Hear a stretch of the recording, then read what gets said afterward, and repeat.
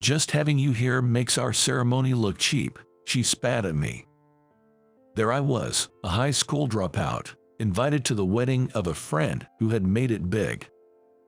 It was my first time at such a fancy, formal event, and I was a bit nervous.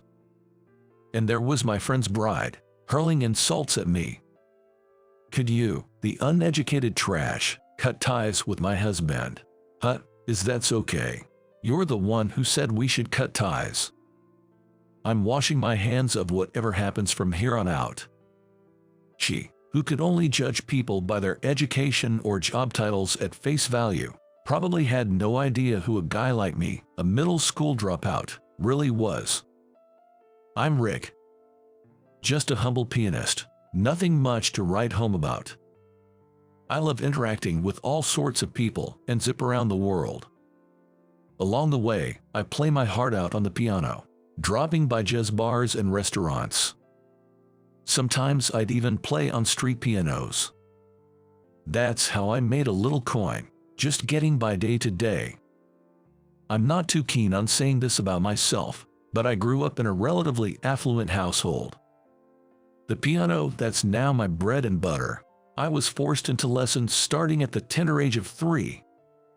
In competitions mixed with adults, I was frequently awarded prizes, being called a prodigy. Looking back now, it's pretty embarrassing. But that life crumbled when I was in elementary school. Dad's business tanked, and we had to move to a tiny apartment out in the sticks. Because it was a communal housing situation, playing the piano at home was out of the question, both in terms of the noise and the rules. However, I just couldn't give it up, so I'd hit the school's music room every day after class to practice. One day, as I finished a piece, I unexpectedly heard applause. Looking towards the sound, there was a boy standing there. Moved, it seemed, almost to tears. Wow, that was the Minute Waltz by Chopin, right? Yeah, that's right. Amazing, amazing. What else can you play? Well, something like this. As I played Schumann's Traumerei, his eyes lit up even more. That's really awesome. How long have you been playing piano? Since I was 3. I started because I had to, but then I grew to love it. Do you play at home too? Nope. I live in an apartment, so I can't really play there. That's why I'm here every day. At that, he just went, I see. He seemed really impressed with my passion for the piano. I'm Tom. Can I come listen again tomorrow? I'm Rick. Sure thing. I play almost every day, so drop by if you're free. I shook hands with Tom firmly. From that day on, my solo performances had an audience. As time went by, Tom and I got closer. Turns out his dad is some big shot at the Treasury, and he's from a well-off family. Do you play an instrument, Tom? Well, I mess around with the violin a bit. That's pretty cool. The violin seems tough. Yeah, it's hard. That's why I'm not really good at it. My mom keeps scolding me, asking why I can't play it. Tom looked down sadly. But his expression changed instantly, brightening up dramatically. His face became so bright that it was hard to believe it was the same person. I was really moved by your piano playing, Rick. He leaned in close to me suddenly, being intense as he spoke. I'm really touched that my piano moved him, but I never expected this much. Hey, Tom. Yeah. How about next time we play together? My piano and your violin. When I asked for a session, his face fell a bit. Not until my violin is good enough for your piano. Okay. All right then. Let's practice together for the next 3 years in middle school. Okay. Tom seemed to hesitate with his words. At that time, I didn't think much of it, but just a few days later, I learned what he meant directly from him. What? You're taking exams for a school far away? Yeah, so it looks like we won't be able to practice together. Sorry. That's okay. I mean, you've got dreams too, right? Dreams. Actually, my dream just recently. Never mind. Tom started to say something but then stopped himself. Respecting his feelings, I didn't ask any further. Instead, I extended my pinky finger. Pinky, swear. No matter how late it is, we've got to play together. You bet. Tom extended his pinky too. We linked them, sealing our promise for a future session. I'll send you letters, Tom. I didn't know about Tom, but as for me, I didn't have a cell phone and couldn't afford to waste money on home phone calls. So, I decided to send letters, a relatively cheap way to keep in touch. Yeah, I'll be waiting. Our paths diverged, and I ended up going to the local public middle school in my hometown. I didn't join any clubs. Instead, I spent all my after-school hours playing the piano in the music room. I was determined not to fall behind Tom, who I was sure would level up in his absence. My passion for improving my performance was burning strong, but that was inside. In contrast to my inner fire and the hot summer temperatures of our 8th grade year, an incident that happened was chilling. Dad. My mom and I watched as my father received an examination in the hospital bed. He had collapsed at work, and after getting the call, I left school early to rush over. He barely responded to our calls, extremely weak. It was hard to tell if he had any strength left. He'll need to stay in the hospital for a while to be observed. That's what the doctor said, and our anxiety only grew. To distract myself from the worry, I threw myself even more into piano.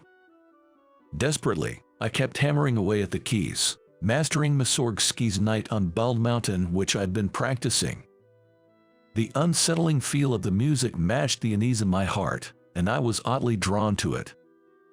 I was particularly engrossed that day, completely forgetting that I was in the school's music room. I didn't even realize that a few classmates had come in and were listening to my solo performance.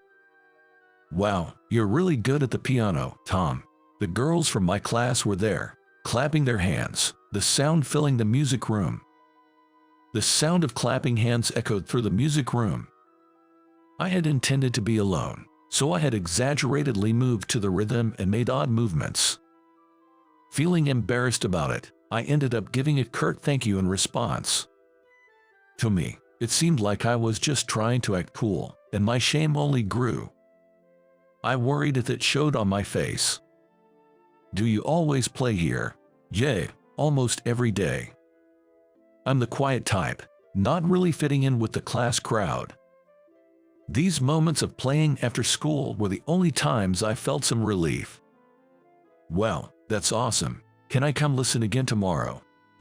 Hearing those words, I was reminded of the first time I met Tom.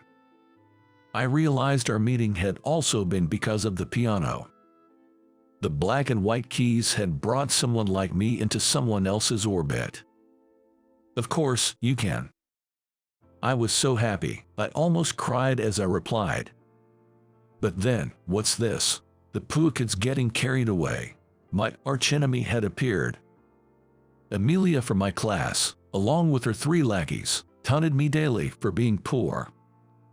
Every day, those 3 hangers-on would join in and create a ruckus, squawking and screaming like it was their job. Why on earth is someone like you at this school? Having a has-been poor person around just brings down the whole vibe. Amelia jeered with a barbaric laugh. The girls who used to enjoy my piano playing had become completely subdued. I wondered who was really bringing down the mood. I fought this, but unfortunately, I didn't have the guts to say it out loud. Sorry, was all I could muster. The unrelenting ridicule was too much, and I left the music room. Wiping tears with the sleeve of my uniform, I ran all the way home to escape. Despite everything, I continued to play the piano every day. Amelia and her friends would always throw cold water on my efforts, but I couldn't give up the piano. With single-minded determination, no matter how much they interfered or what insults they hurled, I kept on hammering at the keys. Yet, my piano playing had changed more than I was aware. Ha ha! I was out of breath from playing so intensely. Sweat was beginning to seep all over my body.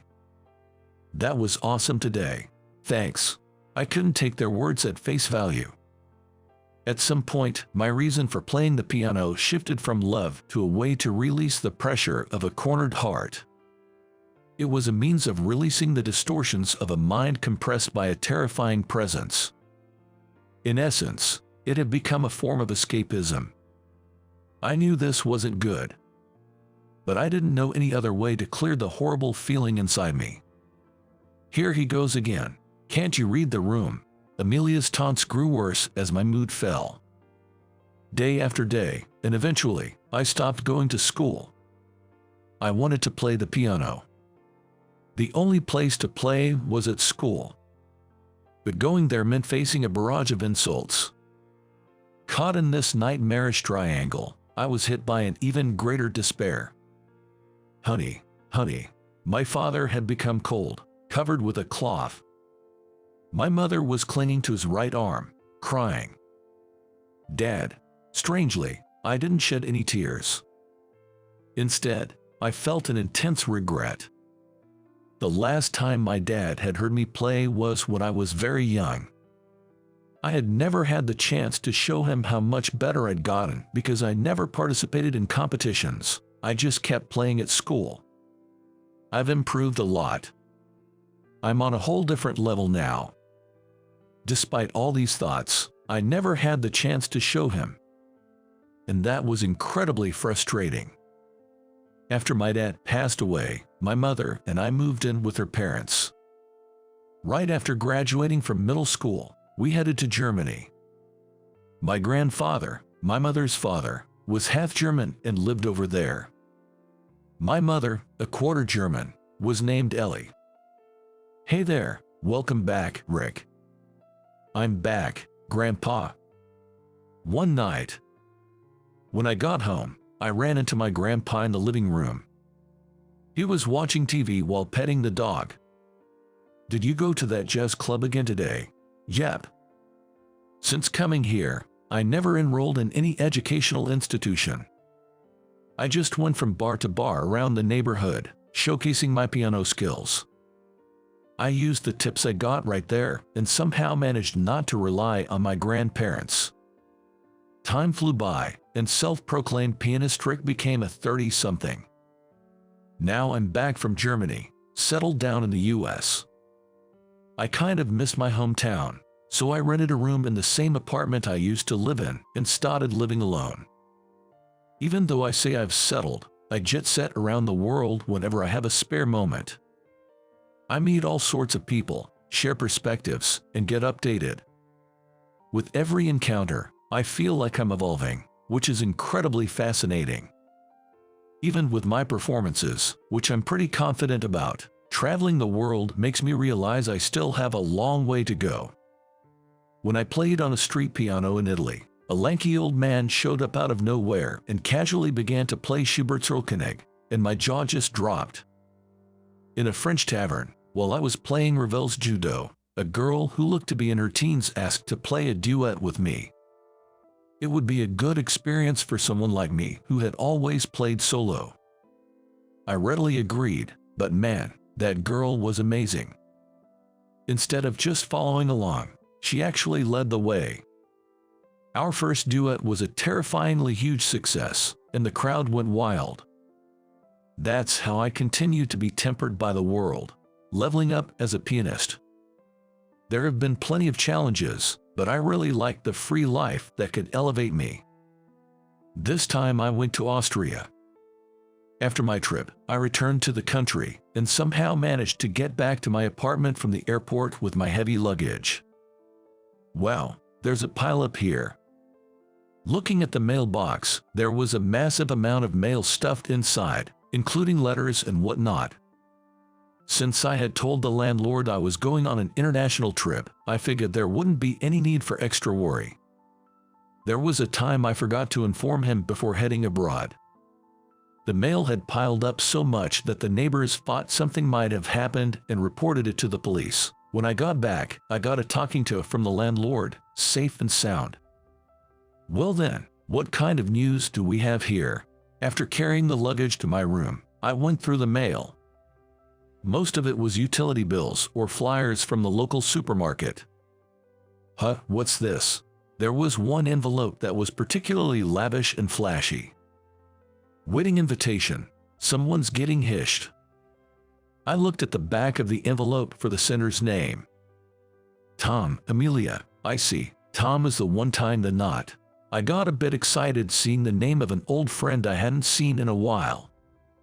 We had talked about sending letters. But since the summer of our 9th grade, we had stopped sending them entirely. It's been over 10 years, but it seems he hasn't forgotten about me. I pulled out the invitation from the envelope. It was folded in half, and inside there was a section to indicate whether I would attend or not. Of course, I'll be attending. I brought over a pen, circled will attend.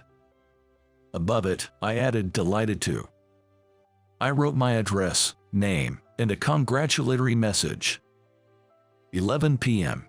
I'll have to send it back and call tomorrow. Closing the folded invitation, there was a handwritten message from Tom and his bride. Tom has had strong penmanship since we were kids in elementary school, and it looks like that hasn't changed. Right below, in the distinctive upward slanting script, there was a similar message. I read both, chuckled to myself, and decided to call it a night. The jet lag was hitting me a bit, but the fatigue was easily overcome.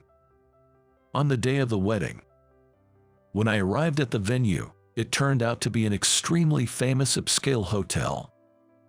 This was my first time attending such a posh and formal ceremony, and I was a bit nervous. Hey there, long time no see, Rick. While I was looking for my seat, I heard a voice from behind. Oh, Tom, congratulations on your wedding. Thanks, I'm glad you could make it. It had been a good 15 years since we last saw each other. We didn't bother with formalities and simply celebrated our reunion with a firm handshake. Next to him stood the bride, who looked at me with a bit of surprise. You became a bank president. Yeah, thankfully. That's amazing. Thank you. How about you? Weren't you in Germany for a while? Yeah, I left our local middle school and headed straight there. Ever since, I've just been living freely without pursuing further studies. I see. As we were catching up, a voice called out for Tom from a little distance away. Oops, excuse me. Tom looked over and gave a wave with his right hand as if to say catch you later. I don't know who it was, but he took off at a jog to say hello to another acquaintance. Yet, for some reason, the bride stayed behind, still looking at me. Rick, as in that Rick, the one who played the piano every day in the music room. Oh, yeah, that's me. Ha, you're a middle school dropout. That distinctive elongated inflection at the end of her sentences. The mocking choice of words. And then, the name Amelia on the invitation. I had my suspicions. The bride Amelia turned out to be the same Amelia who used to bully me back in middle school. Who would have thought we'd meet again after more than a decade? Just your presence makes our wedding cheap. Is that right? I'm sorry to have caused such a fuss. Hut, you feel sorry. Hut, well, it can't be helped that you are here today, but from here on out. At this moment, Amelia's face seemed somewhat more malevolent than the one I remembered. You low-educated trash should cut ties with my husband. Got it. Even though I had grown up, I was naturally infuriated by her words suggesting I sever ties with Tom. I couldn't remain as calm as before and retorted a bit. Tom has been my best buddy since elementary school, but do you really have the right to cut that bond? I do, because I'm his wife. I struggled to understand her reasoning. And just then, Tom came back. Sorry, Tom, I'm going to withdraw all my savings from the bank. I'll close that account too. What? Why? This is some kind of joke, right? Beside the astonished Tom, the bride was speechless. She didn't seem to comprehend what I was saying. No, Your bride told me to cut ties with a middle school dropout. Huck, Amelia, what are you talking about? Because. It seemed she was thrown off by Tom's question. Having a fallen pool man around ruins the atmosphere. It'll affect your work too, won't it? She continued to scream hysterically, not caring who was watching. Hey, why did you even invite such a poor person to the wedding? Amelia, that's too much. Apologized to Rick. No, I'm not wrong. Sorry, it looks like I've caused a disturbance at your wedding. I turned my back on them and headed for the exit. Rick, wait, please Rick. Tom grabbed my arm after I had walked a few meters. He was pleading for a chance to talk. I wasn't angry with Tom. I decided to return following his lead. Sorry, Rick. Lift your head up, Tom. I'm the one who should apologize. I got too emotional. Meanwhile, the bride stood with her arms crossed, facing away. Amelia, listen to me. It's about how Rick and I met. When Tom said that, she only turned her gaze toward him. It's a story from when I was still in elementary school. He began to recount the story from 15 years ago as if it had happened just the other day. My parents were bureaucrats in the Treasury Department, really strict. It wasn't just about studying. There were so many do's and don'ts. As a result, I never had much in common with the other kids in class. I had a hard time fitting in. On the contrary, it seems that he was somewhat coerced into playing the violin. Like my experience with the piano, he had been made to play since before he even started elementary school. I hated those days so much. When I got home, I had to study and practice again under strict supervision. To escape, I started wandering aimlessly around the school for hours after school. This was around when both Tom and I were in the 6th grade. It was also the time when my dad's business failed, and we couldn't afford a piano at home anymore. The bride, who had been crossing her arms, was now listening intently to Tom's story. It was on one of those days, as I passed the music room, I heard Puppy Waltz being played inside. Tom was very curious about who was playing. He said it sounded like a performance far surpassing even the level of our music teachers. When I entered the music room, a grade schooler was playing. I was blown away. Sure, it's a piece that's easy for kids, but it wasn't just skillful. It really hit me in the heart. You could tell that the performer was thoroughly enjoying playing the piano. The bride's eyes were a little red. That was the day I met you, Rick. Your playing mended my nearly broken heart. Tom had seen my playing as one of the few comforts from the pressures of his parents. That's why he kept coming to the music room every day after that. You seemed to enjoy playing so much that I started to enjoy playing the violin. Those days I used to hate were completely transformed. So he became positive about taking the middle school entrance exams and aced them. It was a little lonely to part ways with Tom after getting into middle school, but knowing that my playing had been the foundation for him made me proud and happy at the same time. I'd been complimented on my playing before, but I never thought I'd actually saved someone. After hearing Tom's story, the bride, Amelia, was in tears. It turns out that the high school dropout and so-called poor guy she'd looked down upon was the one who had laid the foundation for her current husband. Whether she was feeling regret or gratitude, I couldn't tell. Amelia, you said it yourself, didn't you? During middle school, when you were going through a tough time, the sound of the piano comforted you. I was surprised by the story and looked at Amelia with wide eyes. Don't look at me.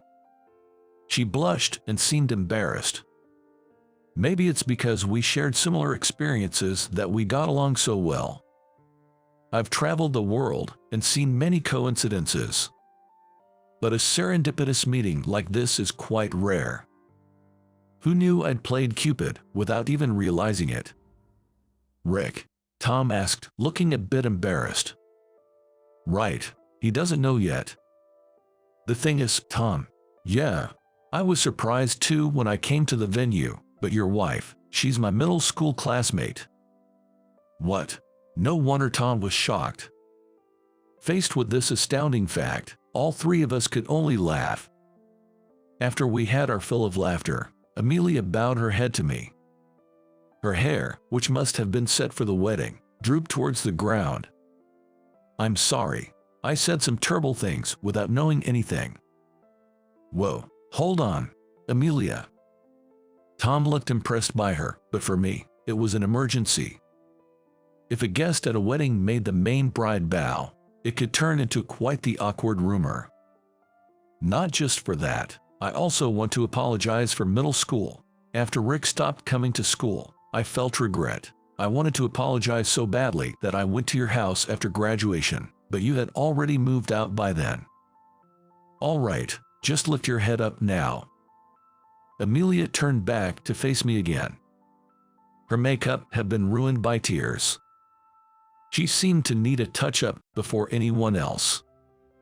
Not to make excuses, but my family is pretty strict, you know. From what she told me, her family sounded pretty tough, too. The stress had been piling up, and she'd been taking it out on me, apparently. That nasty comment earlier was due to the values ingrained in her by her parents, who cared about nothing but educational pedigree. In fact, she had graduated from a prestigious university and was working at a top-tier company. "So, I'm really sorry," she apologized again. Amelia, once more, bowed her head to me. "Let's forget the past. Just make my best buddy, Tom, happy, will ya?" After their apologies, I felt my anger dissipate so much that I almost forgot what I was mad about. Then the wedding planner came over. It was time. I apologized to Amelia in return and encouraged her to go freshen up her makeup. "And Tom, about that thing, I've got it under control." "Yeah, I'm counting on you." I gave my best friend a thumbs up and took my seat.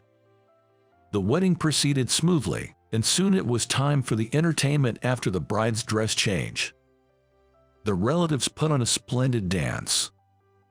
After that, it was my turn to carry out the plan.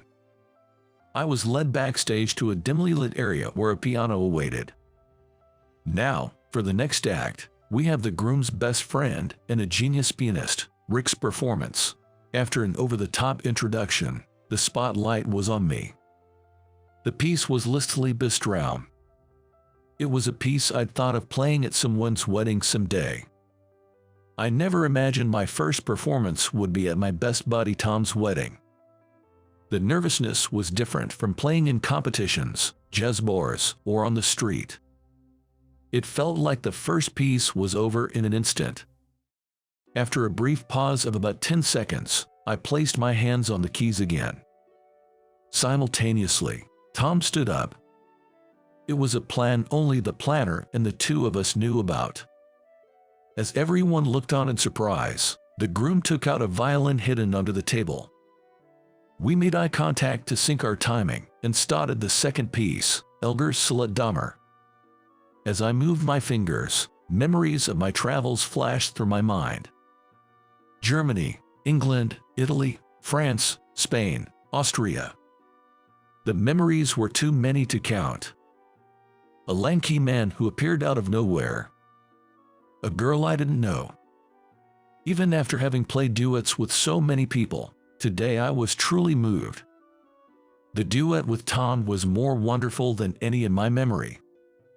The sound was perfectly in sync, playing off each other's nuances. The joy in the violin's melody was palpable. I felt a warmth in my eyes as I played. The audience, including the bride, were all in tears.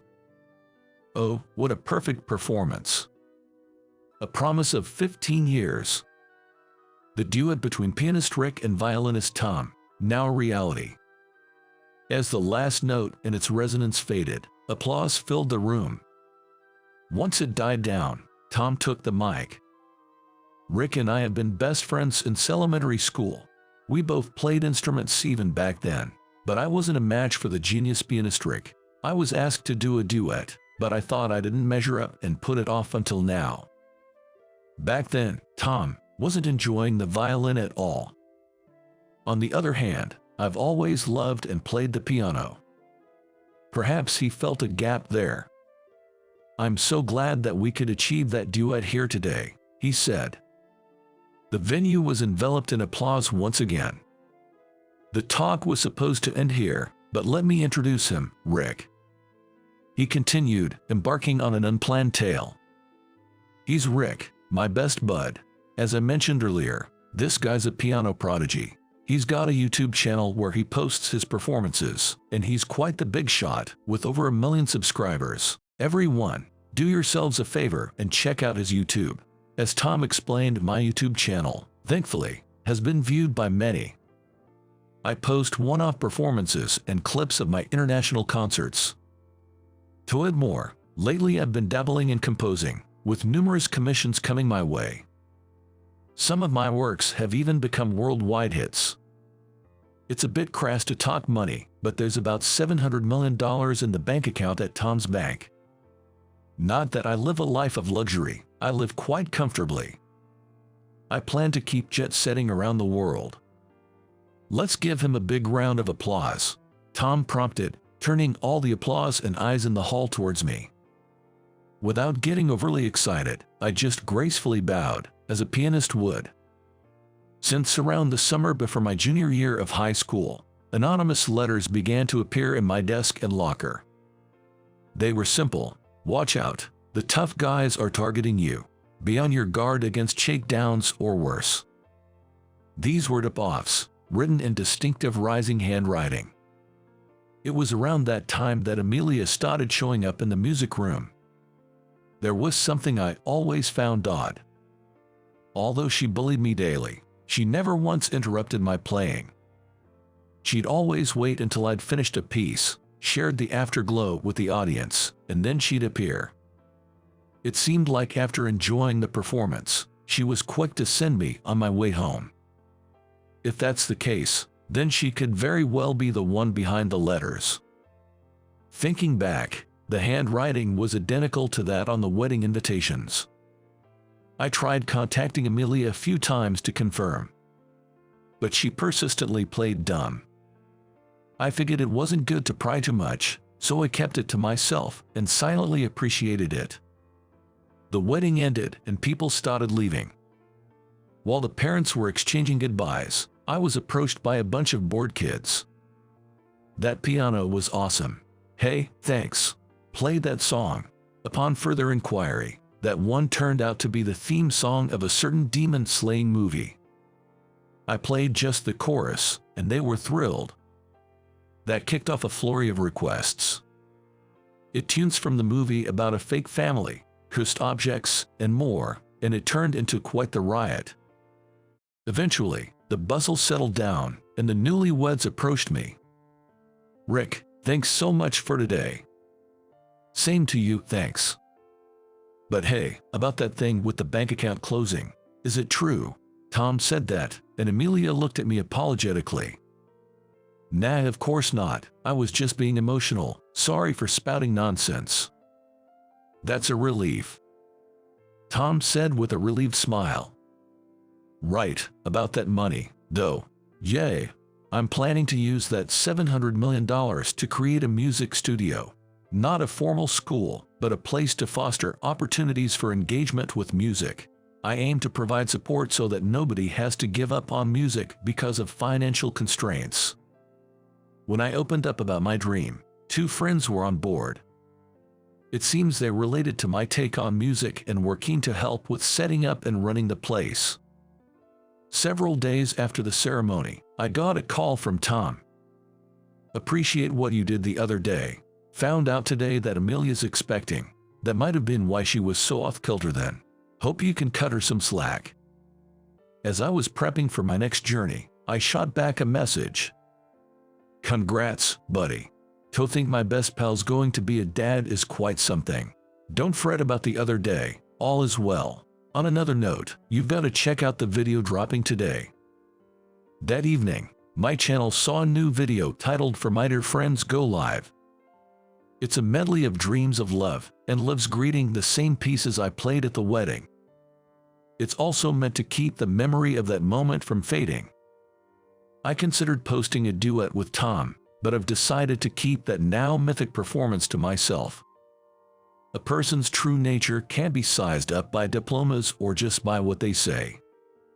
I might have just a middle school education, but I see myself as someone who's made it in their own right. The same goes for Amelia. Judging by how she was with me back in middle school, you'd think she was quite the piece of work. But in reality, sending those anonymous letters or trying to get me home safe before trouble hit shows she has a big heart, albeit her awkward way of showing it. I've come to appreciate what matters in life by engaging with folks across the globe. Some places might not boast the finest education systems.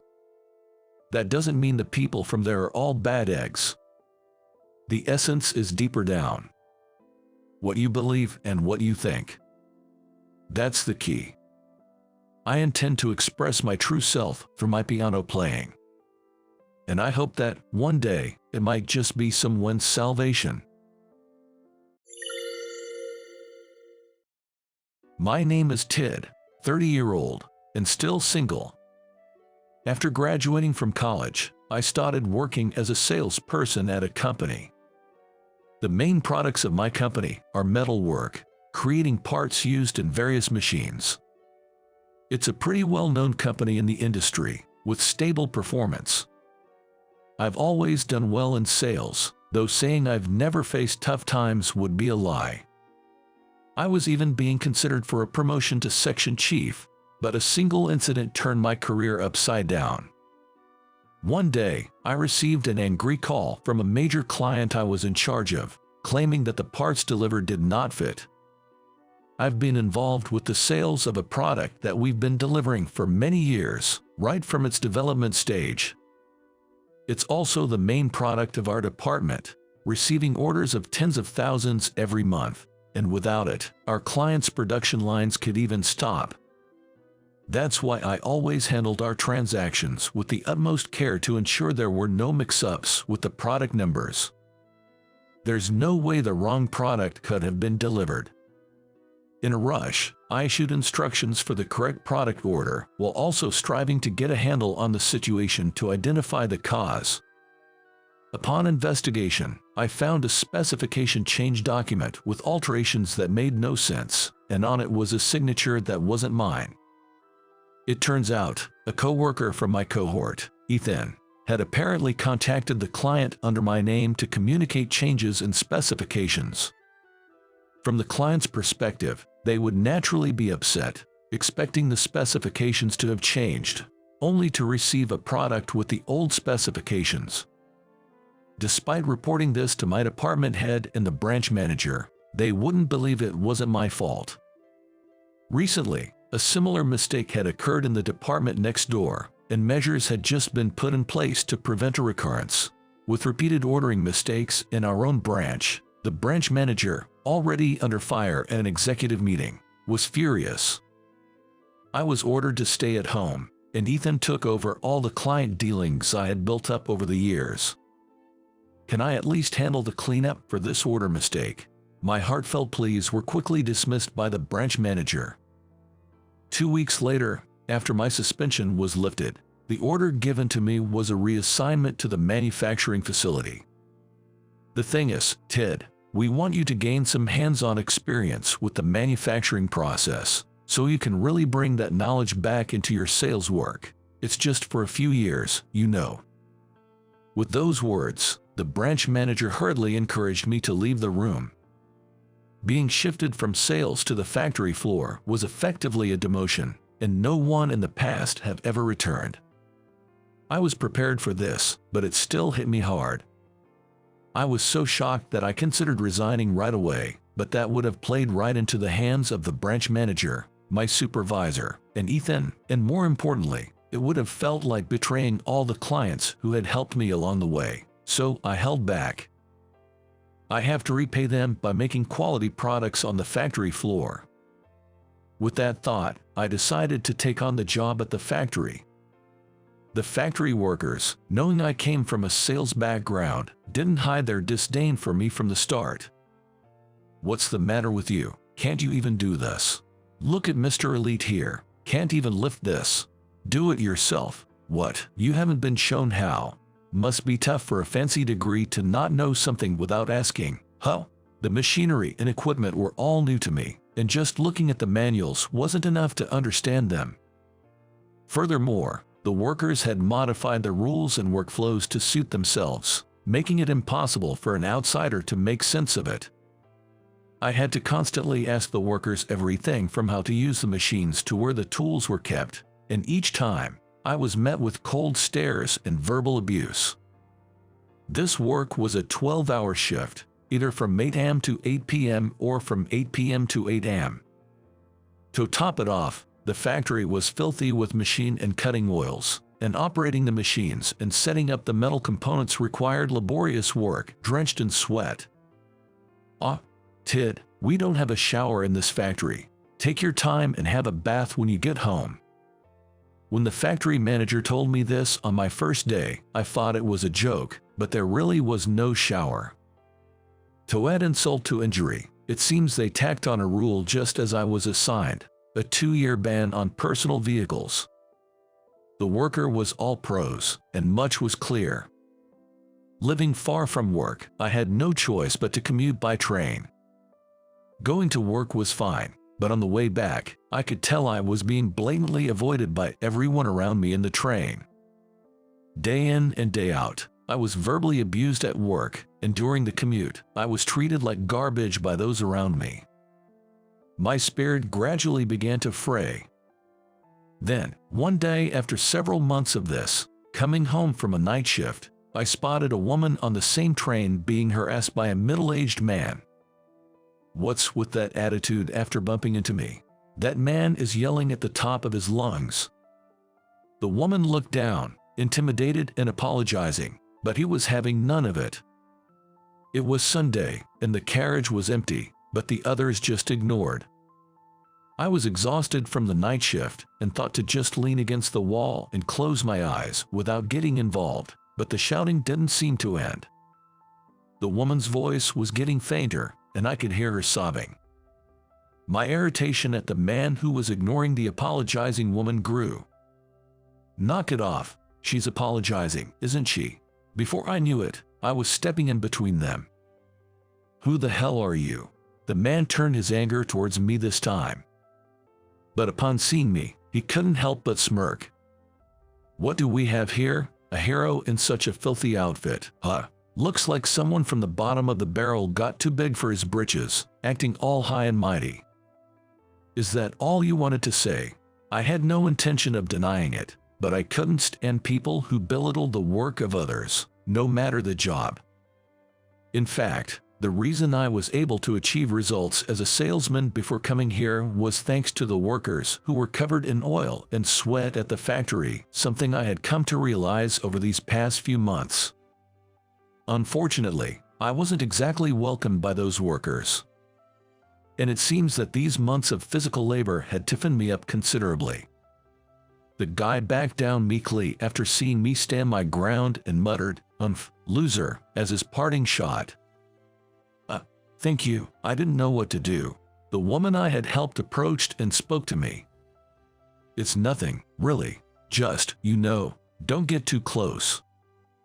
I was fully aware of how dirty my attire was without her needing to point it out. But she didn't seem to mind my appearance and came up to talk to me anyway. She introduced herself as Karen, apparently a 28-year-old office worker in a downtown company. She usually commutes by this train as well, but it seemed that today was the first time she had seen me. Do you usually take this train? What time do you normally ride? I was at a loss for words. When I explained that my schedule varied because I worked both day and night shifts, she was surprised. I thought factory jobs were just from morning till evening. I didn't know there were factories that operated differently. I wanted to ask why she thought that, but she got off at the next station. Let's chat again if we ever end up on the same train again.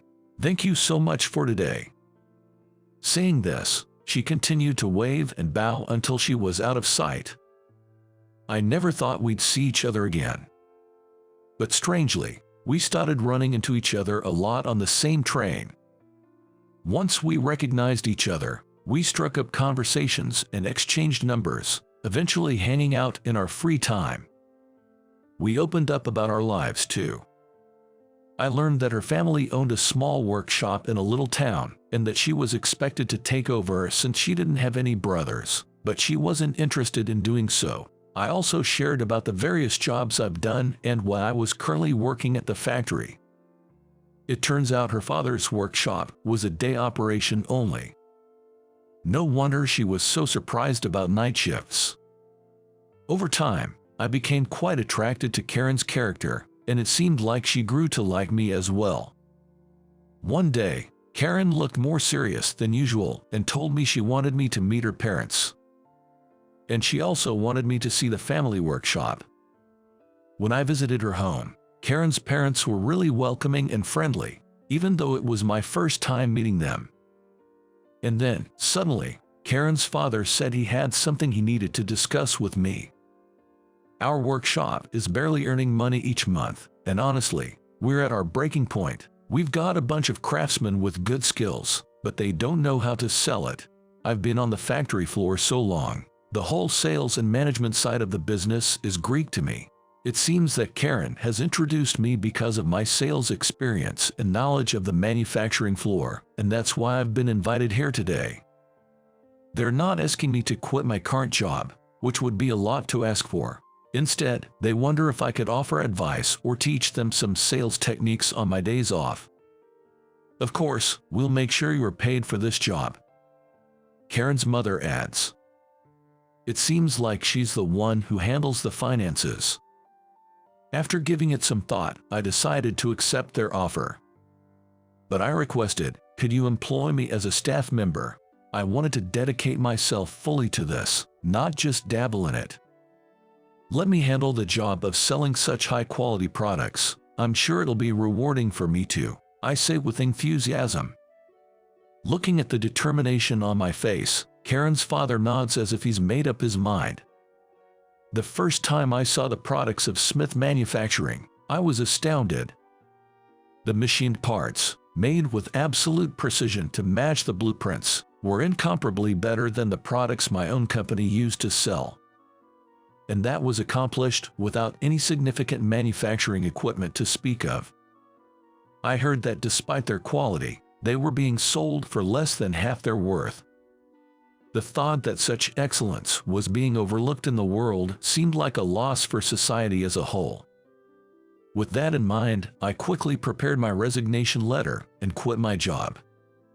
The elites sure lack patience, don't they? The manager chuckled. When I went to the factory to sort out my properties, not just the workers but also the factory manager threw sarcastic remarks to me. But none of that reached my ears. I was too caught up in the exciting opportunity I had found. When I visited Smith Manufacturing, the president and all the employees welcomed me. And it seemed like Karen was pretty happy too. You helped me out in the train, and now you're stepping in to help my dad's family business. I finally felt like I found where I belong after losing it for so long. Right away, I used the network I built during my sales days to pitch our product line. From my brand new desk in a small office, I called around to various contacts nonstop. On the day of the appointment, the person who showed up was a contact from a company I used to deal with. It's been a while, Ted. Who would have thought we'd meet like this? I had been doing business with Steve for about 8 years since I started at my previous job. Now he's working in a small town workshop. Despite being busy, he made time to meet because of our long-standing relationship. So, how's it going? Has the company been managing okay without me? It was meant to be a light joke, but the moment I said it, Steve's face clouded over. Well, I mean, they're doing all right, I guess. The guy who took over for me, Ethan, seemed to have caused quite a few problems in just a few months. There were delays in delivery, and many products were delivered as special acceptances because they couldn't meet the expected tolerances. Mistakes in quantities were common, and he even managed to send a delivery to the wrong factory once. Thanks to Steve's efforts, things have been kept under control, but he said, "We're about to reach our limit. None of this happened when you were here, Ted." Steve looked pretty down. "That's also why I was so glad to hear from you, Ted. I'd only heard from Ethan about a job transfer, and you didn't even say goodbye when you left. I'm really sorry about that. I was ordered by my boss not to contact any clients, but it was incredibly rude, to say the least." "So, what's this thing you wanted me to see?" Steve initiated. I silently laid out the product samples I had brought on the desk. "This is, wow, incredible." Steve's reaction upon seeing them was the same astonishment I had felt the first time. He was amazed by their quality and precision. "This shape, this precision, it's unbelievable." And his amazement grew when he learned they were made in a factory that only had outdated machines. "I'll talk to my boss right away. Honestly, he's also fed up with our current supplier, so I'm sure he'll be on board with this." "Oh, I'm sorry, I mean for you, Ted. Don't worry about it, I'm with Smith Manufacturing now." I said it firmly. At the next interview, alongside Steve, the head of the procurement department was also present. Caught off guard since I wasn't informed beforehand, I was surprised, but that executive made an unexpected proposal. "You're Ted from Smith Manufacturing, right? I've heard about you. To get straight to the point, we want to sign an exclusive contract with you." I was taken aback by the sudden offer. Here's what I was told. "There's a certain company and a supplier. You know who I'm talking about, Ted. We've been getting poor quality from them, so we'd like to switch our entire order to Smith Manufacturing. I hear you've been making parts with old equipment. It may be a bit forward, but would you consider taking on funding from us to upgrade to the latest machinery? We're looking to have you supply most of the parts for our products moving forward, as we'll need a larger quantity. Please continue to produce the top quality products you're known for," he said, bowing his head. I was so overwhelmed by the rapid developments that I couldn't think straight, but once I regained my composure, I bowed deeply and shook hands, saying, "I look forward to a good relationship in the future." I headed back to the company and reported to the president. He was surprised, seemingly at a loss for words, but he tearfully thanked me, saying, "Thank you, Ted, thank you." "President, the real challenge is still ahead of us. We all need to learn how to use the new machines." Initially, the craftsmen were hesitant about the change in their environment. But that was expected. They take pride in their work. Plus, they're all pretty up there in age. There was resistance to using the new machinery. But after I earnestly persuaded them, they agreed. Never in my dreams did I think I'd be learning to use new machinery at this stage of my life. This new salesperson sure has a tough way of using people. Huh? The top skilled craftsman, Mike, who's the same age as my dad, just cracked a joke about it. But despite his words, he seemed thrilled that their products were being recognized by the world. Who would have thought our little workshop would be supplying such a big client? Even the president didn't expect to land such a big contract, but it's only natural for this workshop, with its highly skilled craftsmen, to get the recognition it deserves. If anything, we owe it to Steve for setting up that meeting. After I started working at Smith Manufacturing, it wasn't long before executives and the factory manager from my previous job came to visit. Wondering what they wanted, they started off with a plea, "Please," as they bowed their heads. It was predictable, but their sudden change of attitude surprised me. "Ted, I'm really sorry about what happened before. The investigation proved you were right. We'll put you back in sales and have a post ready for you, so please come back." The factory manager even had the gut to say something ridiculous. "I'm truly sorry if we made you feel uncomfortable at the factory. I'd like to apologize on behalf of all the workers. Can we leave past in the past?" The branch manager and the factory manager took turns apologizing, but of course, my mind was made up. I appreciate the offer, but I find my current job rewarding and engaging, so I plan to stay with this company. I intend to work hard so that we can be known as your company's rival. I look forward to your guidance and encouragement." I delivered this response without changing my expression and asked them to leave. Later on, thanks to the hard work of the craftsmen, the transition to the new manufacturing equipment went smoothly, and Smith Manufacturing became one of the most well-known factories in America. We've completely taken over the market share of my old company, and though the company has grown significantly, the president is already talking about retiring and wants to hand over the job to me. "I'm counting on you, Ted," all the employees agree. He says this, but I have no intention of taking over just yet. Machining is a deep field. There's still so much more for me to learn. And I want to make the company something that my wife Karen, who I've married, and our future child can be proud of. Class reunion notice. Among the ads and newspapers in the mailbox, there was one envelope. When I opened it, it turned out to be a notice about a high school reunion. When was the last time a reunion was held? Maybe about 10 years ago. In any case, it's been quite a while. The organizer listed on the notice was David. David, that's unexpected, him taking on such a bothersome role. As I was reminiscing about the past, suddenly, the front door opened. "Excuse me, Dr. Brown. I fell off my bike, and my front tooth is wobbly. Can you take a look at it? Are you okay, Mary? Come on into the examination room. I'll take a look right away." "Thanks, Doc. I'm John Brown. I run a dental clinic in a village that's been facing depopulation.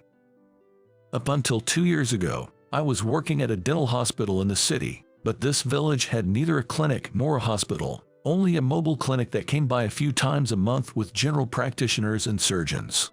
Hearing that, I decided to be a dentist here. When I first arrived, I found that most of the villagers had cavities or periodontal disease during dental checkups. Maintaining oral health is actually very important. There was someone whose headaches went away after treating their cavities. Another person said their digestion improved after their periodontal disease was treated because they could enjoy their meals again. The dental clinic was well received by the villagers. There are a lot of nice people in this village. They share vegetables and fruits they grow at home, and since I'm single, they bring me various side dishes, worrying about my diet. Dr. Brown, would you like some pork beans?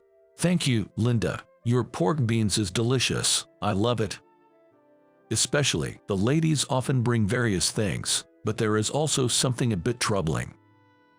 Dr. Brown, take a look at this photo. Betty, is it? Again. This girl turned 28 last month. She might not be a beauty, but she has a good temperament. What do you think, Doc? Well, haha. Like this, along with vegetables and side dishes, the ladies would bring matchmaking photos. I've only been here for 2 years, and I can't afford to get married. So I'd always respond with a wry smile to evade the topic.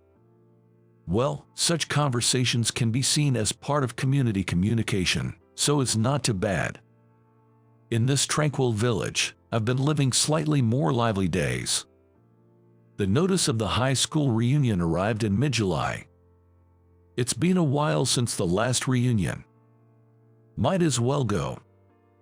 The venue is in a restaurant downtown far from the village. Entering the restaurant, I saw familiar faces. John, is that you? Long time no see. The person who called out to me was Emily, who was our class president in senior year. It's been a while. Stop that, it's been nearly 15 years since we graduated. We met at a previous class reunion, and the smile on her face hasn't changed since then. And I'm not Smith anymore, I'm Davis. And I'm not Williams anymore, I've become Taylor. Things I thought hadn't changed, but it seems a lot can change in 10 years. I'm still Johnson, though I got married, but yeah. Well, men's last names usually don't change, do they? I guess you're right. It was a time when I was laughing and talking with some old friends. The organizer, David, suddenly interrupted the conversation. Is everyone doing well? I'm currently the office manager at Jackson General Hospital. How about you all? Is work going good? David's grand entrance made the previously friendly atmosphere go quiet.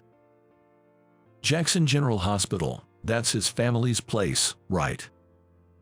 I wondered why he suddenly started talking about his family business. Office manager at your parents' hospital. I've seen that in dramas. The hospital office manager isn't that big of a deal, right? Wait, wasn't David aiming for medical school? Didn't he become a doctor? The reactions were not what he had expected, and David's face fell. Just then, Emily looked at me as if remembering something. John, you went to dental college, right? Are you working as a dentist now? Yeah, weren't you working at the dental hospital affiliated with the university? Before I could answer, Tom, my closest friend, replied to Emily's question. As he did, several people around David gathered around me. Really? So you did go into the medical field? That's awesome. Dentists perform surgeries too, right? An associate at a university-affiliated hospital sounds pretty cool. Everyone's reaction seemed to completely sour David's mood. He glared at me intensely before walking away without saying a word. Later, after the toast, I saw David again. Oh no, I heard him mutter in a panicked voice before he hurried out of the restaurant again. During this 10-year reunion with my classmates, little groups formed here and there as everyone shared updates about their lives and reminisced about our high school days. By the way, Tom, I don't work at the dental college anymore. Really? Where are you working now? I've been running a dental practice in a small rural town for the past 2 years. It's a peaceful and quaint place. At first, everyone was surprised that I had left the university hospital on my own, but they became very interested as I talked about my life in the village. John, you're still single. You should try arranged dates. That might suit someone shy like you. Don't talk like it's none of your business, I said, joining in the laughter with the guys. Then, Emily nostalgically chimed in. Being a dentist in the countryside suits you, John. You were always kind in high school and seemed like the type who couldn't leave villagers without a doctor. I get it, that's so John. Always approachable and soft-spoken. Unlike David, who always came off as condescending and was hard to talk to, but with John, it was easy. As everyone started to say similar things, I began to feel a bit embarrassed. That's when David came back. Really? John is running some dentist's office in a sleepy, shrinking town. That fits a plain guy like you. Ha ha ha. His comment ruined the pleasant atmosphere once again. David really hadn't changed at all. Always trying to make himself look better by putting others down. Disappointed by his unchanged behavior, Tom seemed to think the same thing. David's the same as ever. Can't join the conversation without looking down on others, he said with a sigh of relief. The women, including Emily, began to express their disapproval. Don't you realize that's exactly why you were disliked back then? If he was aware, a grown adult wouldn't make such lame comments. They began to voice their dissatisfaction with David. Everyone must be angry that their precious opportunity was ruined. However, while David looks embarrassed, he says, "Oh, I'm honest at heart and can't lie." He protested, wondering if he was unable to back down, but he seemed to be aware that he was in pain. The target was on me, who had been silent for a long time. You all are making a fuss over John, but is that story about him leaving the university hospital true? What if he was actually so incompetent that he got fired and had to flee to the countryside? I was about to retort angrily when I saw something black flying towards David. I thought something black was flying toward David, but at the same time, a woman's voice said, "It's probably you who is useless, bro.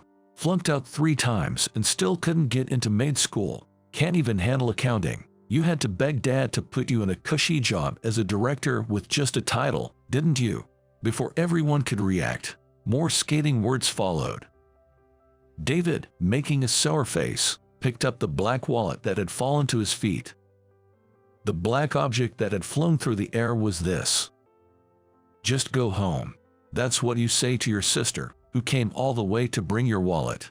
Leaving your important wallet at home, you'll always be a klutz. David was scolded by his sister and looked a bit sulky.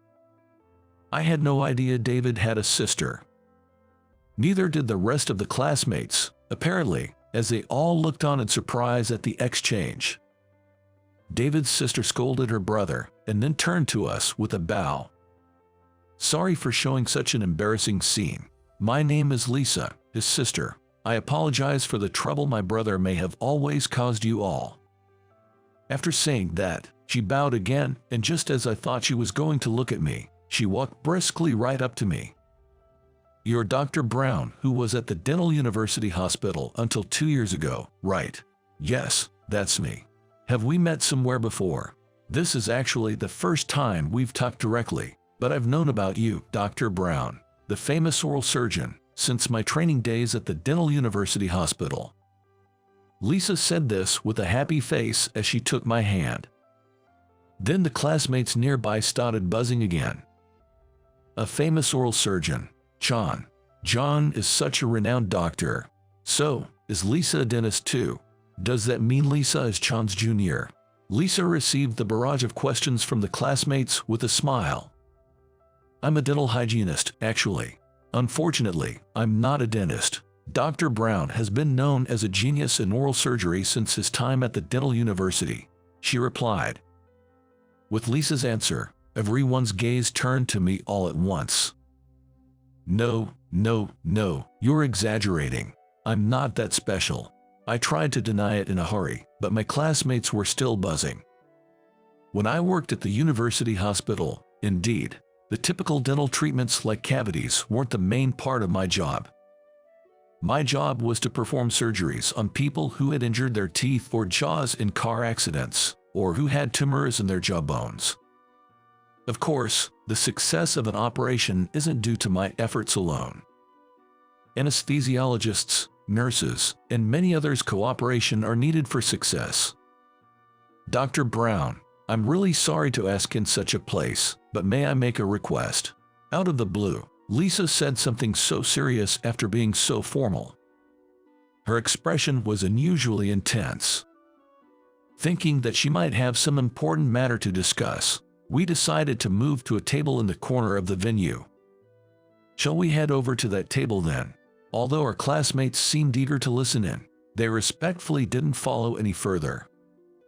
Before moving to the table, Lisa forcibly pulled David along with her, and once the three of us were seated, she began to speak with a serious look on her face, saying, Actually, it turns out that a man was seriously injured during a rugby game yesterday and had to be rushed to the emergency room. He had a fractured jaw and several broken teeth. Lisa seemed to be thinking about the patient and was wondering where to transfer her case, since the dentist at Jackson General Hospital couldn't handle the situation. However, because the injured man is a well-known player, David believes that if the hospital successfully performs the surgery, it would attract a lot of attention and become famous. He's been at odds with Lisa, opposing the transfer. David, Lisa's right, you know. We as medical professionals always have to think about what's best for the patient. Mark, the player, should be treated right here. David cut me off. Apparently, he doesn't want to hear my opinion, which is same as Lisa's. Lisa then glared at David. That's why, when I heard the rumor that Dr. Brown might leave the affiliated hospital of the Dental University, I asked you to poach him for our hospital, but you, David, ended up doing nothing. Hearing Lisa's serious voice, David finally fell silent. After a pause, Lisa turned to me and bowed her head again. Dr. Brown, would you please lend us your expertise? Me. Could you do the surgery at my hospital? Lisa continues to bow her head as I look confused. Our hospital is out of its depth with this case, and to be honest, I don't think the chances of a successful surgery are high at any other hospital. The only one who can get Mark back in the game is you, Dr. Brown. Please, I'm begging you. Moved by her desperation, I agreed to immediately check Mark's medical records and condition. Lisa was right. His injuries were severe. When I greeted Mark, who couldn't speak, he begged me with written words, his handwriting trembling, "Doctor, please, I want to get back to my team and play again soon." Convinced by his written plea, I resolved to help him. The next day, I consulted with Dr. Hill, the dentist at Jackson General Hospital, and arranged for him to assist me with the surgery, with Lisa helping as a dental hygienist. The surgery, which took just over 6 hours with everyone's cooperation, was a success. As I was preparing to return home, Lisa and David came to me. Lisa's eyes sparkled as she firmly grasped my hand. Watching Dr. Brown perform the surgery was inspirational. "Your skill is just as the reputation says." "No, even greater. It was a great learning experience. Thank you so much." "No, I should be thanking you for the precise assistance. You truly are an excellent hygienist, Lisa." I can't believe that Dr. Brown praised me. I'm so happy. As we shook hands vigorously, I found her excitement endearing. Then David said something surprising. "John, thank you. It was really helpful. I apologize for all the rude things I've said." "What?" I heard something very uncharacteristic of David, but I'll take it at face value. "Remember, Mark needs complete rest for a while, so please be careful with him."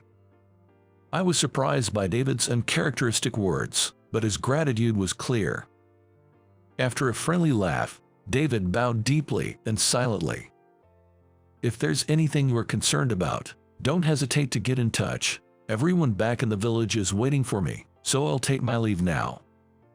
After bidding farewell, I returned to the village. A month later, I heard that Mark was set to be discharged from the hospital.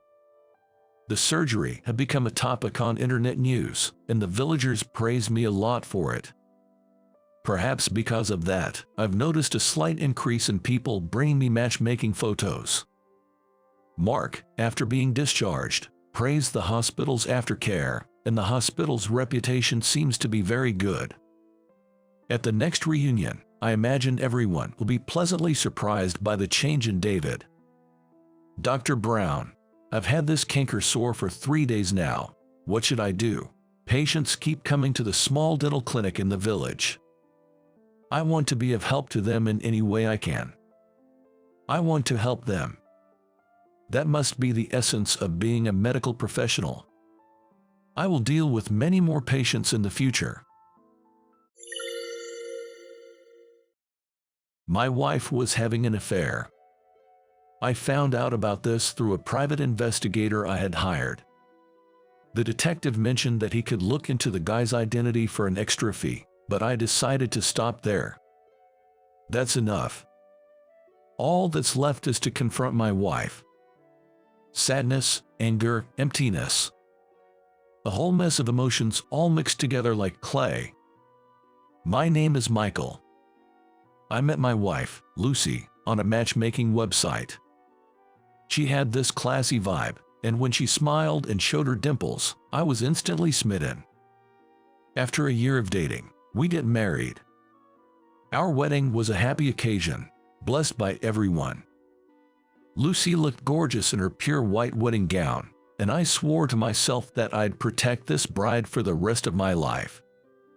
However, a year into our marriage, I noticed something was off with Lucy. Lately, she'd been putting on more makeup and smelling like perfume.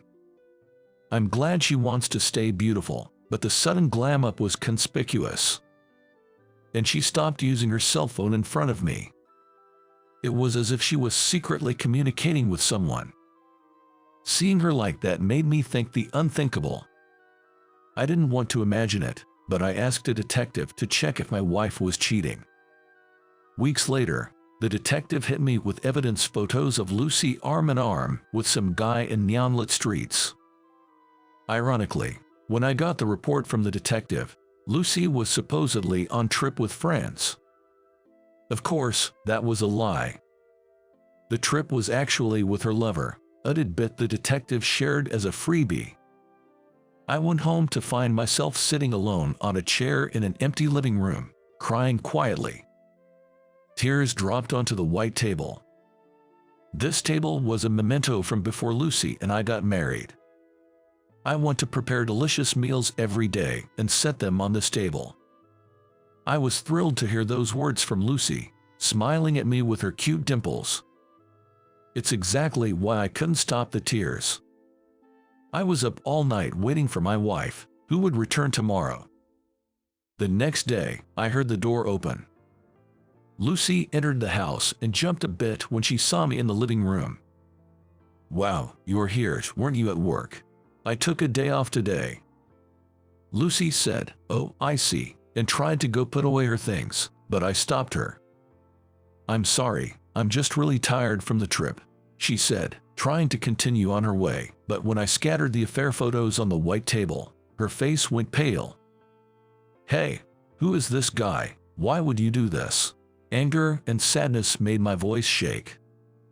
Lucy initially turned pale, but gradually her expression became emotionless.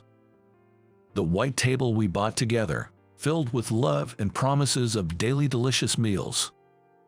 Now, it was lined with evidence of her infidelity, something so far from love. She just stared at it. "Say something. I know you went on that trip with him." Then, Lucy showed her teeth in a smile. The moment that adorable dimple twisted, I felt a chill.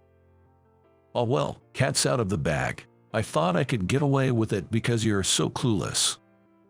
Lucy's cold, unfamiliar tone left me speechless.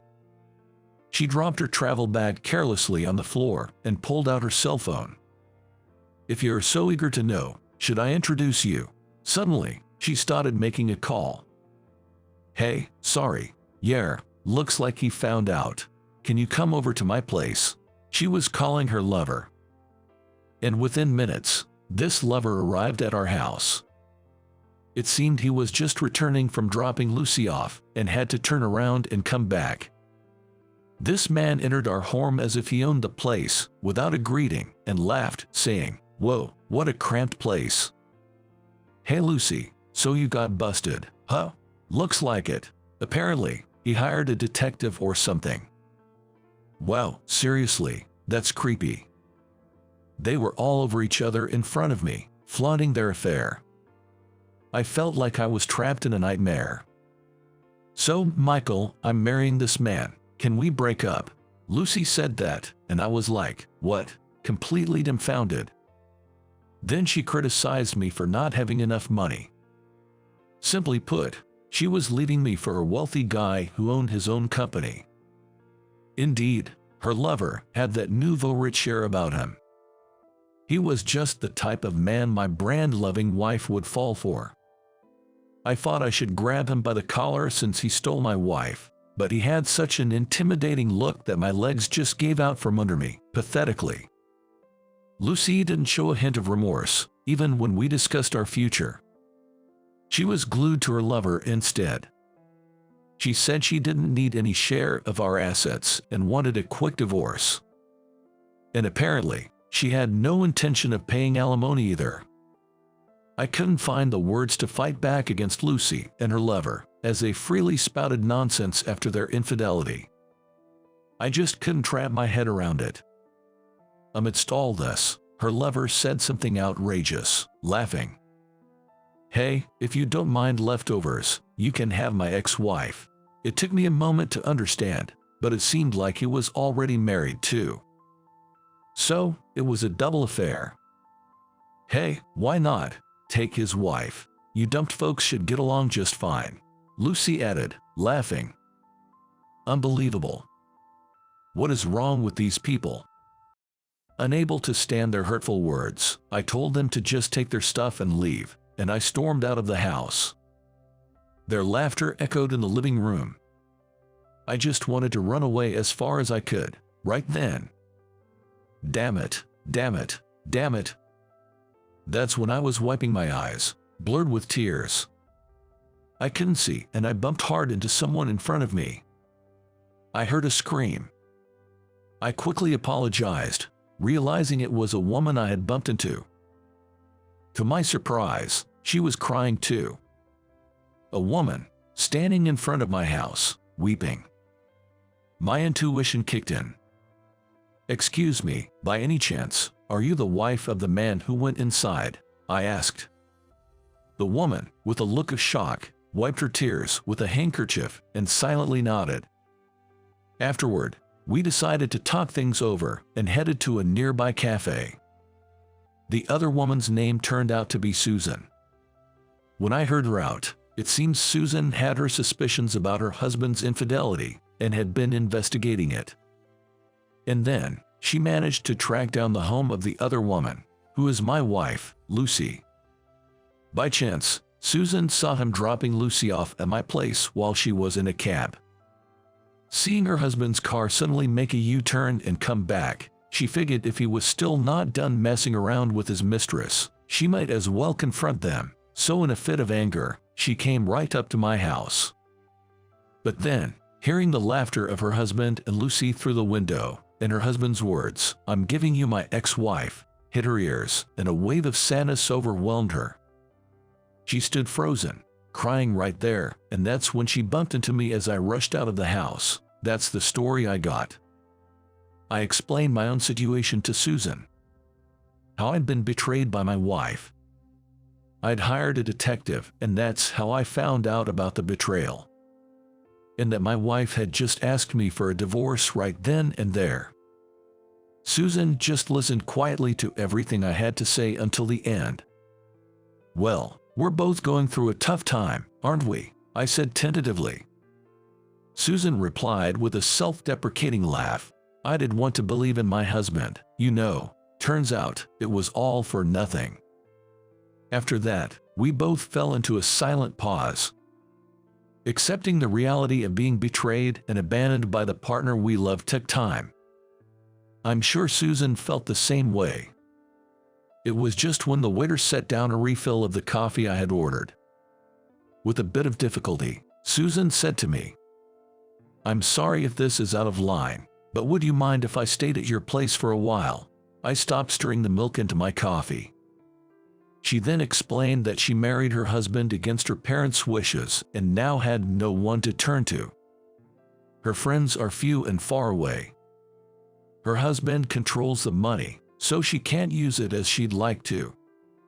Probably by the end of the day, her husband will tell her to leave the house. That's why she is pleading to work as a housekeeper and look for a house and a job at the same time, even if it's just for a little while. I was lost in thought while stirring my coffee, not saying a word. Then, Susan said with a sad smile, "I'm sorry.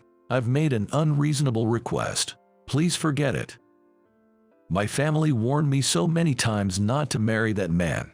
I regret not listening to them now. It was stupid of me to get involved with such a man."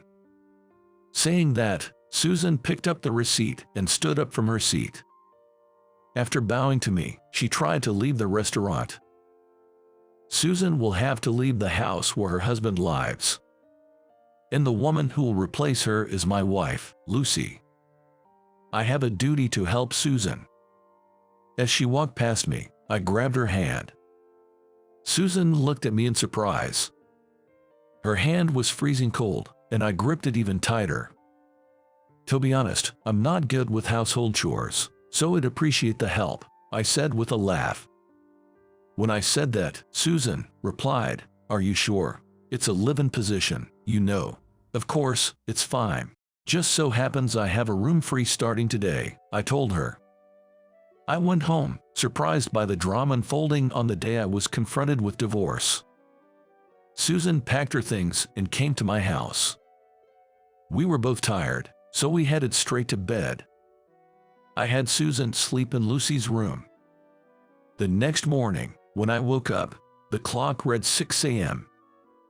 It was earlier than my usual time. I thought about getting some more sleep, but the good smell lured me to the living room. To my surprise, there was breakfast on the table. "Good morning," said Susan in an apron, standing in front of the stove. "Wait, Susan, did you make all this?"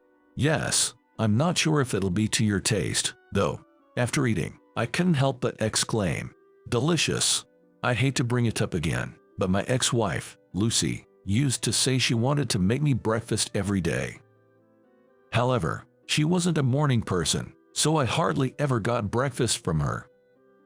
In hindsight, that should have been a sign of her dishonesty, I thought as I sat in front of Susan's cooking. I'd been settling for convenience store breakfasts, so having a warm meal after so long made me feel really happy. Also, here's a lunchbox for you. I was surprised that she'd already prepared a lunchbox without me knowing. Later at work, when I opened my lunchbox, the food was beautifully arranged. And there were even veggies, making for a well-balanced meal. Susan's thoughtfulness was evident, and it touched me. My colleagues even complimented me. "Hey, your lunch looks great today. Your wife is amazing, huh?" I just smiled wryly and replied, "Right." From then on, having balanced meals every morning and evening, I noticed a positive effect on my work. I started landing new clients one after the other, leading to top sales that month. To be honest, I was surprised at myself. All thanks to Susan. Coming home to a house without a speck of dust, a testament to a perfect housekeeping. And it was Susan's smile, saying "welcome back, was it a long day?" that gave me courage. Gradually, the time I spent talking with Susan at breakfast and dinner became a healing time for my heart, scarred by my ex-wife's betrayal. One day, to express my gratitude, I invited her to dine out, saying, "Why don't we eat out for a change? I'm sorry for presuming to go to such a fancy place when I'm just staying your place," Susan said apologetically, but I shook my head. "On the contrary, I'm sorry I can't do more than this. I'm truly grateful for everything you've done, Susan." When I said that, Susan blushed and I was taken aback. Right when the meal was nearly finished, Susan said, "This may not be the right time to talk about this," and showed me a paper. It was a claim for alimony from her ex-husband. Apparently, she had consulted with a lawyer and started the process of claiming alimony. Her ex had some complaints, but it seemed she was able to receive the payment successfully. Since I was receiving alimony from my ex-wife around the same time, I had anticipated that Susan would get hers too. "I managed to get some money, so now I can afford to rent an apartment," said Susan as she bowed her head to me. "Michael, thank you so much for letting a stranger like me stay in your home." I was silent for a moment, but quickly put on a smile. "I should be the one thanking you, Susan. You've helped me get through all this. Really, thank you." And with that, I bowed my head. When I looked up, Susan was staring at me as if waiting for something. We looked at each other for a while. But then, "Time's up," said a waiter's voice, and our special evening came to an end. Afterward, we went home with few words exchanged. The next day, after thanking me, Susan left the house. Looking at the now spacious house, a sense of emptiness began to settle in my heart. Months later, suddenly, the doorbell rang, and I went to open the front door. Standing there was my ex-wife, Lucy. "Long time no see," I furrowed my brow. "What are you doing here?" As I asked in a low voice, Lucy flinched and, for some reason, tears started to stream down her face. "I'm sorry, Michael, I said some terrible things." Lucy kept apologizing to me. And then, to my surprise, she said she wanted to get back together. Lucy rambled on without waiting for my reaction, explaining her situation. Apparently, her lover's business had tanked. Despite having looked down on me, just a few months later, his company went under. Not that I felt any schadenfreude towards her lover, nor did I care. I just found it annoying to have Lucy crying in front of me. "Please, Michael, let's start over." While Lucy pleaded through tears, all I could think about was how to send her away. Then, my cell phone rang. It was Susan. I answered immediately. "Hello," Susan shouted, "help me. Apparently, her ex-husband is out front of the house. And he keeps shouting, 'Please, let's make up.'" I told her, "I'm on my way, just wait for me," and I put on my shoes and opened the door. But Lucy followed me out the door, tugging at my clothes. "Please, Wait, don't go. Don't abandon me. I glared at Lucy, who was throwing a tantrum like a child. Feeling my anger, she slowly let go of my hand. I locked the front door slowly. There was no way for Lucy to get back in now. I'm sorry, but I just don't love you anymore. See ya. I spat out before hurrying over to Susan's place.